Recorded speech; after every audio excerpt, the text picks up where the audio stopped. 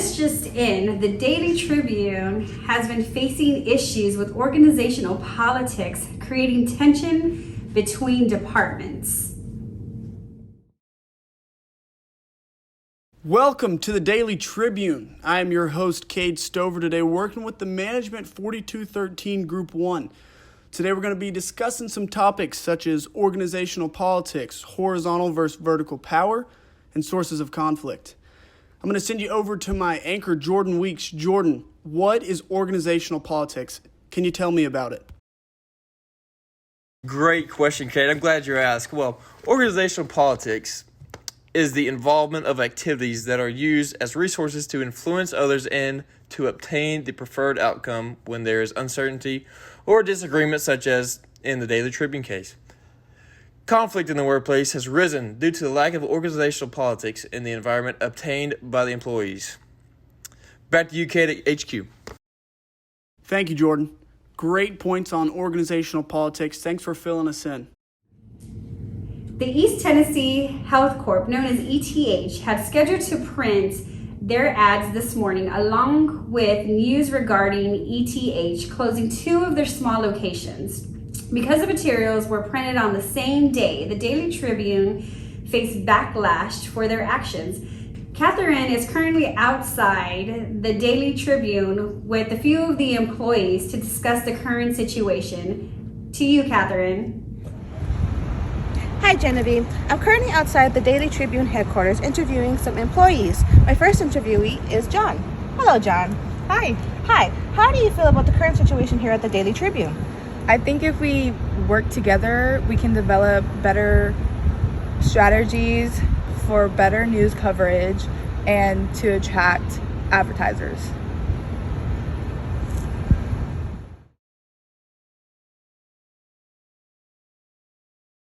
Now I'm going to go over horizontal versus vertical power.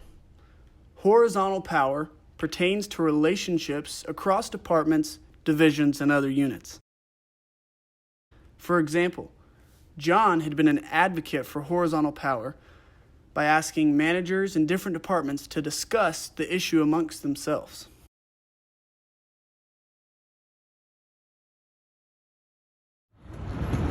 Now we're going to hear a couple of words from Rick. I just don't understand why I have to run my news stories by the advertising department. It's ridiculous. Lisa, how do you feel about the current situation? I think we should just read stories about big advertisers a little more carefully, making sure we can defend whatever we print and it will all work out. I know this is blurring of the lines between advertising and editorial rubs you the wrong way, but Thomas is a reasonable man. We just need to keep him in the loop. Back to you, Genevieve. Catherine, if the Daily Tribune can learn to work together and use organizational politics to their advantages, they would not be facing these types of scenarios.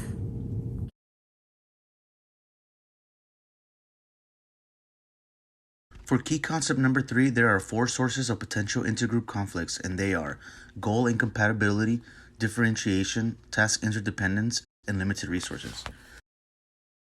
In the case of the Daily Tribune, where conflict is high, they are categorized to be in the political model, as opposed to the rational model where conflict is low, goals are aligned, and there is little differentiation, and resources are abundant. Rick, as the editor, does not believe in the ad department, which puts the whole newspaper company in a tough spot. Fred Thomas, the mediator, focuses on being the neutral party between them. The goals of the editor and the ad department are not compatible, and differentiation of views are at an all-time high, where Rick does not want to run things through the ad department before publishing every story. Rick running the story of East Tennessee Health Group was a prime example of how political conflict got in the way of his decision.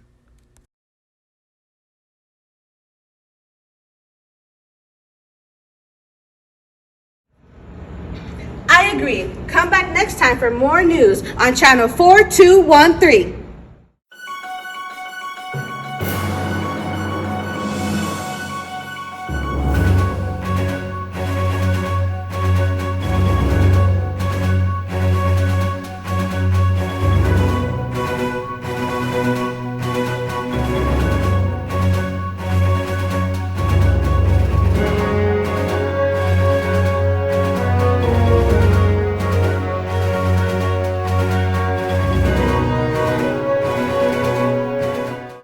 to print their outside the Daily Tribune headquarters now with that would have been good.